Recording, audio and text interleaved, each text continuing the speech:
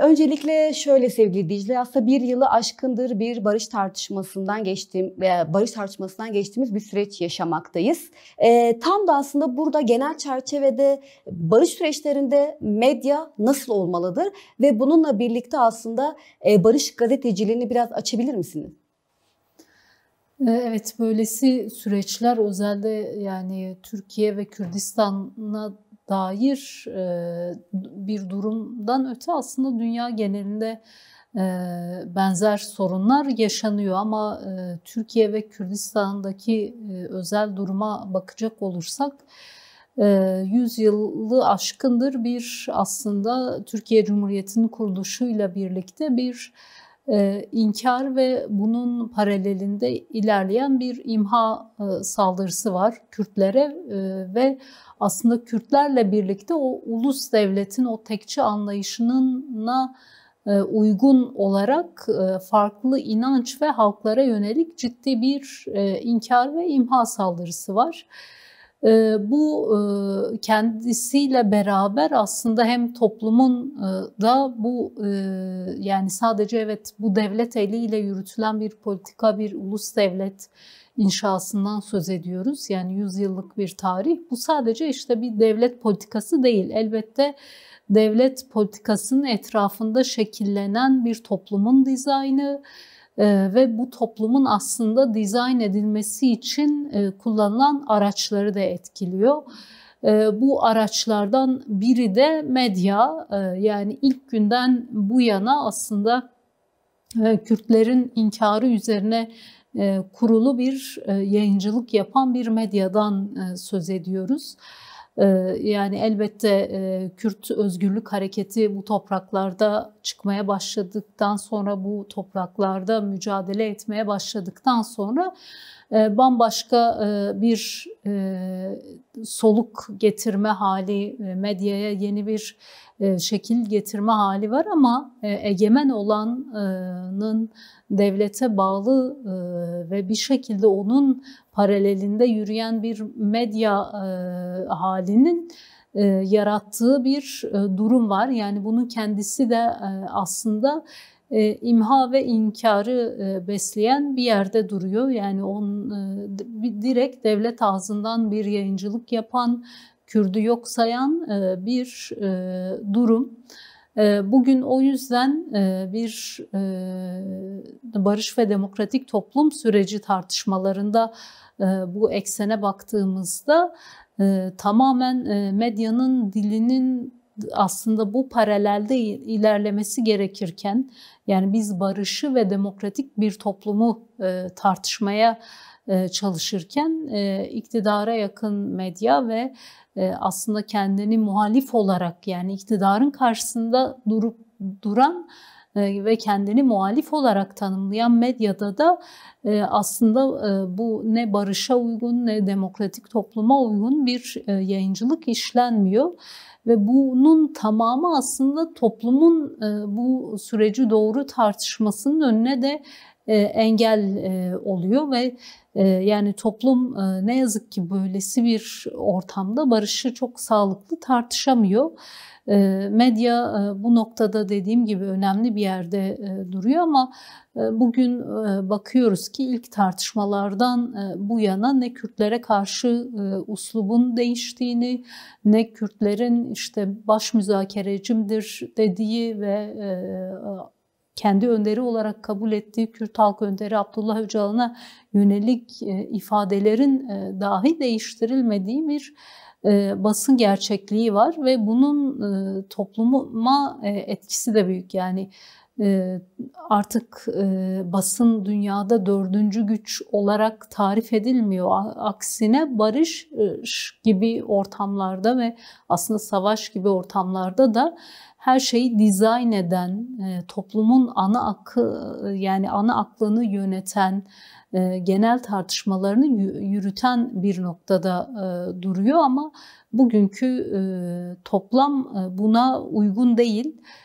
Barış dilini oluşturması için bu eski kodlardan uzaklaşması ve daha sağlıklı bir tartışma ortamı yaratabilmesi gerekir diye düşünüyorum. Sevgili Dicle, aslında şöyle, hani tekelleşen bir medyadan bahsederken de aslında algı yönetiminin çok yoğun olduğu bir süreçten de geçiyoruz.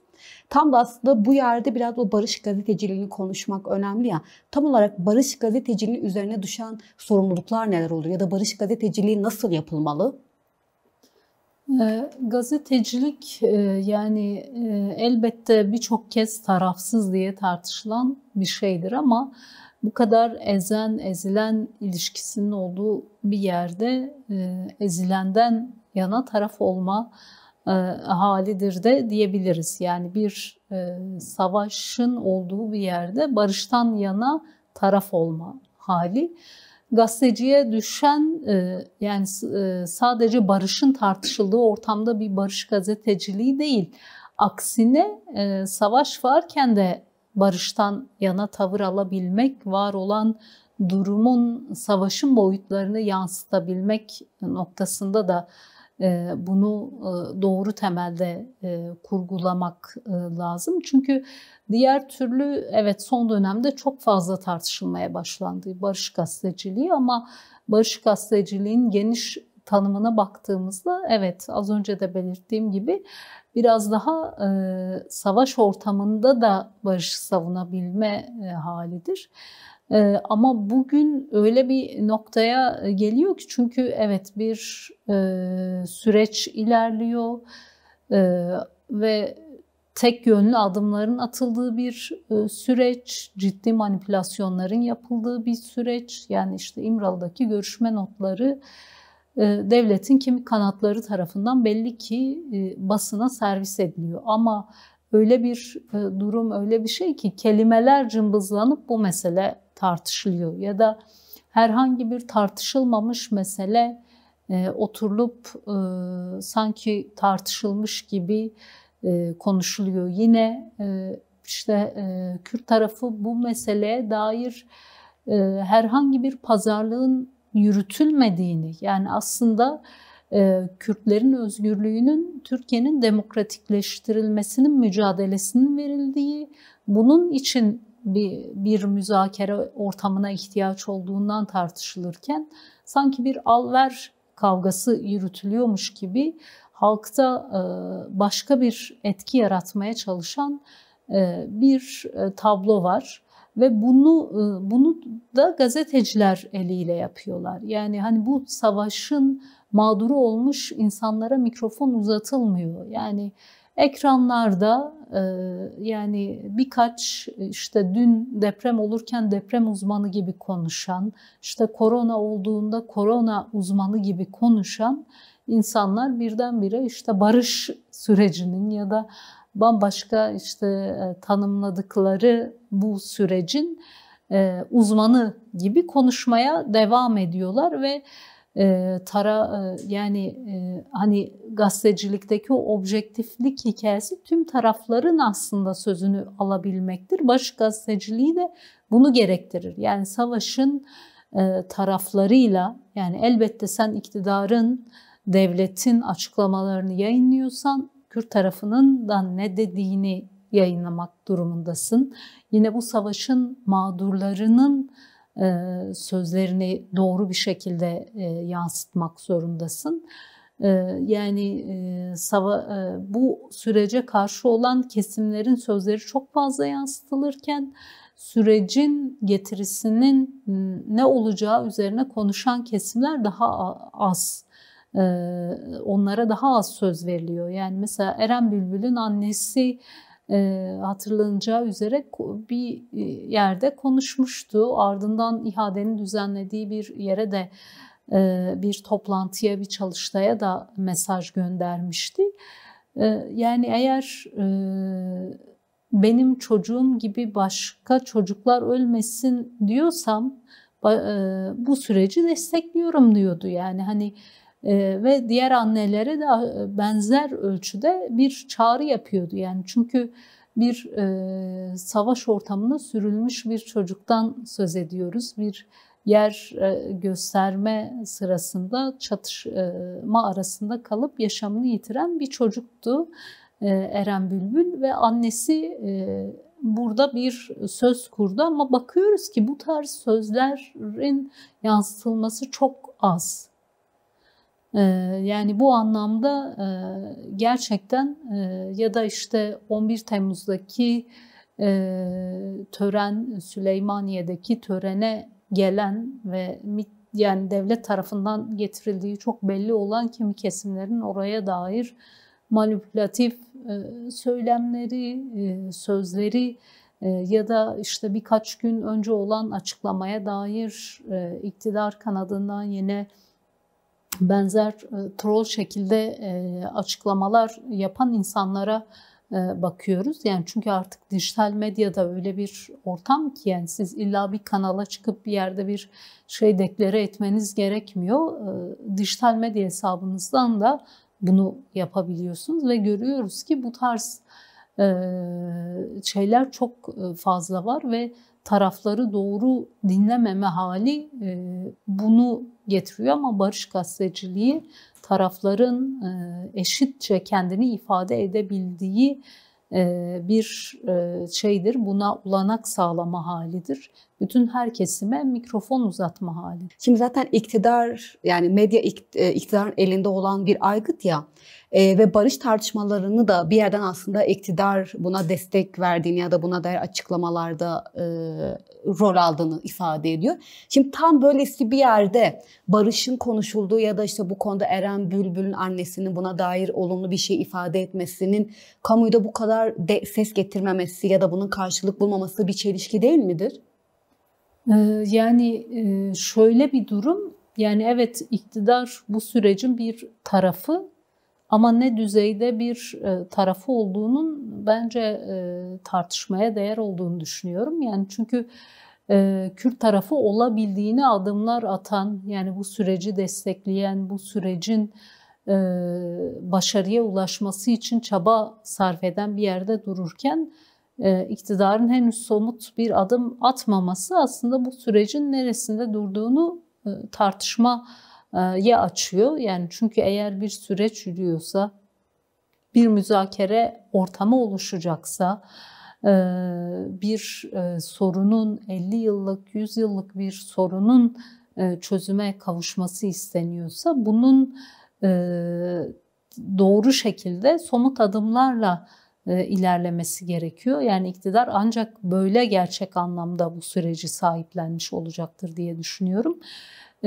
Yani tam da burada işte Eren Bülbül'ün annesinin sözü neden bu kadar yankılanmadı? Çünkü bir şey medya tarafından bir balon gibi büyütülebilir ya da o çok hızlıca sönümlendirilebilir. Yani Türkiye gibi bir ülkede anlık gündemler değişiyor. Anlık her şey, her tartışma değişiyor. Yani bir Avrupa'da olsa herhalde bir tane gündemi aylarca konuşuyor, tartışıyor olursunuz ama Türkiye'de, Orta Doğu'da anlık, saniyelik gündem değişiyor. Yani doğal olarak Eren Bülbül'ün annesinin sözleri bütün medya tarafından sahiplenilmezse herkes ya ben bu sözü büyütmeliyim, anlamlı, acılı bir anne bu çatışma ortamının bitmesini istiyor gibi bir sorumluluk üstlenip hem Eren Bülbül'ün annesinin sözlerini daha fazla yayınlama hem de benzer acıyı yaşayan insanlara mikrofon uzatma gibi bir dertleri olsa tabii ki kamuoyunda tartışılır ama biz böyle bir ortamda yaşamıyoruz. Anladım. Sevgili Dicle, aslında şöyle, demokratik toplumun inşasında hem gazeteciler hem siyasetçiler, aktivistler de önemli mücadeleler yürütmektedir ama tam aslında bunu konuşurken de bir yandan 11. yargı paketinin de konuşulduğu, yani yaşanan hak ihlallerine ilişkin ifade özgürlüğünün kısıtlanabileceğine dair bazı iddialar, düzenlemeler gerçekleşeceği söyleniliyor.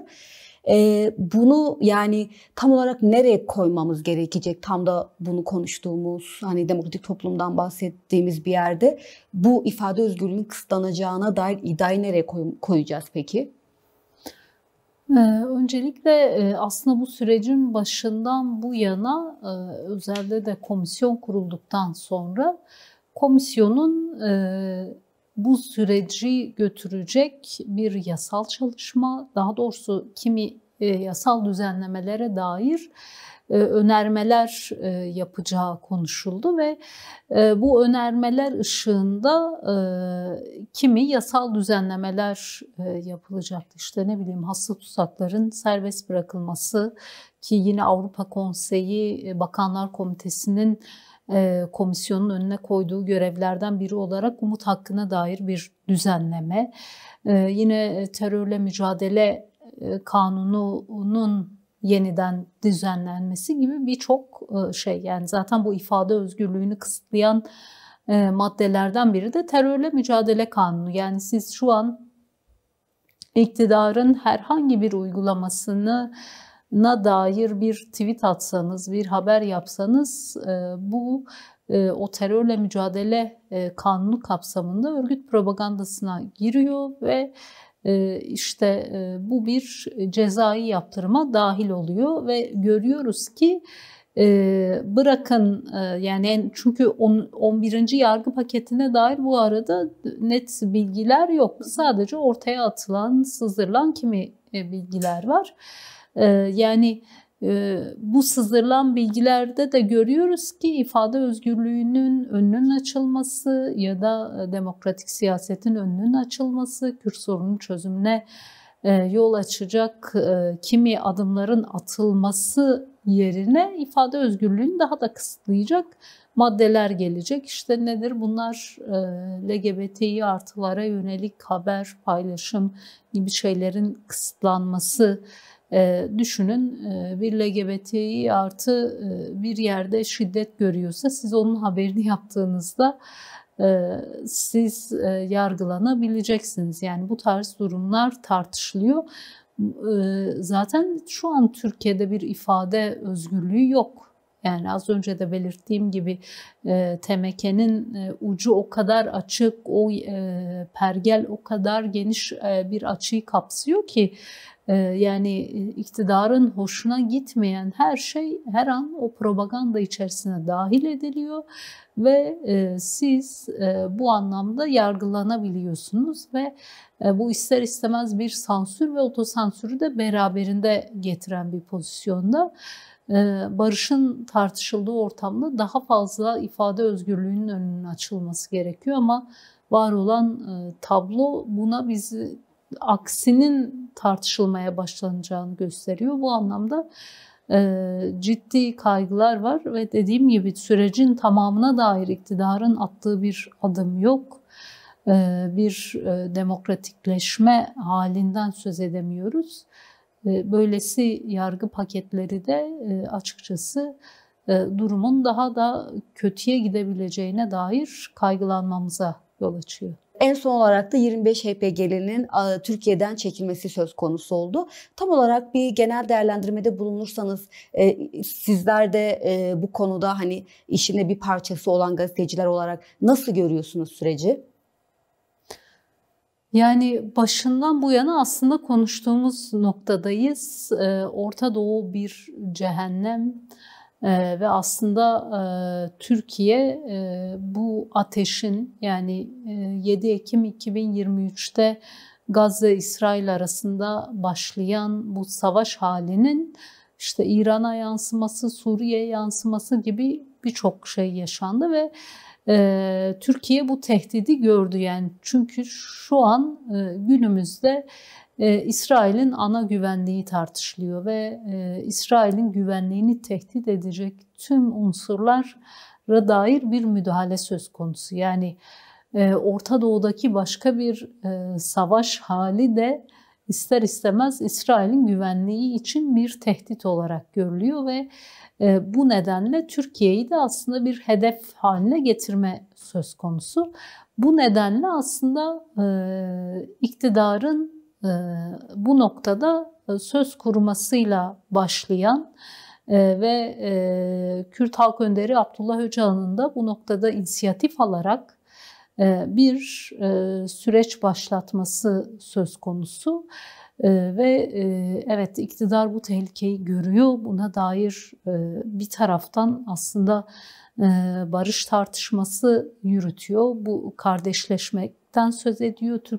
Türk-Kürt kardeşliği ilk defa iktidar kanadından bu kadar fazla kurulmaya başlandı ama buna denk düşen bir adım yok. Yani Kürt Halk Önderi Abdullah Öcalan'ın 27 Şubat çağrısında aslında bu sorunu çözmek adına ciddi adımlar atıldı ve sorunun silahlardan, çatışmadan arındırılarak demokratik siyasetle çözülebileceğine işaret edildi. Kürt tarafı buna yönelik birçok adım attı. İşte evet, PKK'nın fesih kararı, ardından silahların imha töreni bir grup 30 kişilik Barış ve Demokratik Toplum grubu tarafından yapılan tören, ardından Kürt Özgürlük Hareketi'nin Türkiye'deki güçlerini çekme kararı açıklandı ve peyderpey böyle ciddi adımlar atıldı. Yine Kürdistan'da ve Türkiye'de aslında Kürtler, DEM Parti, DBP, TCA öncülüğünde bir taraftan da demokratik toplum buluşmaları düzenlendi. Toplumla bu süreç tartışıldı. Buna yönelik adımlar atılmaya çalışılıyor. Bu anlamda ciddi şeyler var ama henüz iktidar kanadından bir adım yok. Dolayısıyla sadece söylemde kalan, ki hala söylemin bile çok kirli olduğu bir şey. Yani hala işte düşünün ki mecliste bir komisyon kuruluyor. Bu komisyonun ismi bile büyük tartışma yaratılıyor. Bir mütabakata varılıyor. Milli kardeşlik, dayanışma ve demokrasiden söz ediliyor ve buna uygun bir şey ama iktidar bu kavramı kullanmıyor. Bu kavramda o mutabakata varılan kavramdan bile kaçınıyor ve terörsüz Türkiye demeye devam ediyor. Hala bir tasfiye aklı mevcut. Henüz atılan adım yok. Bu anlamda genel halkın beklentisi ve sürecin ilerleyebilmesi için, yani biz süreci takip eden gazeteciler olarak görebildiğimiz, beklediğimiz şey iktidarın adım atması, demokratikleşmenin yolunu açacak, barışın yolunu açacak adımların atılması gerekiyor ama henüz bu yok. Sevgili Dicle, senin de birkaç sözünü alalım. Yani barış gazeteciliğini konuştuk. Yani uzunca yıllar savaş ortamında çalışmış gazeteciler olarak. Yani bunun için gazetecilerin aslında daha fazla çaba sarf etmesi gerekiyor. Daha fazla toplumu bilgilendirmesi gerekiyor. Yani sürecin tüm yönleriyle. Yine savaş halinin belki yarattığı acıları, yarattığı tahribatı daha fazla anlatmaya ihtiyaç var. Yine basın ve ifade özgürlüğü noktasında da daha fazla ortak mücadeleye ihtiyacımız var.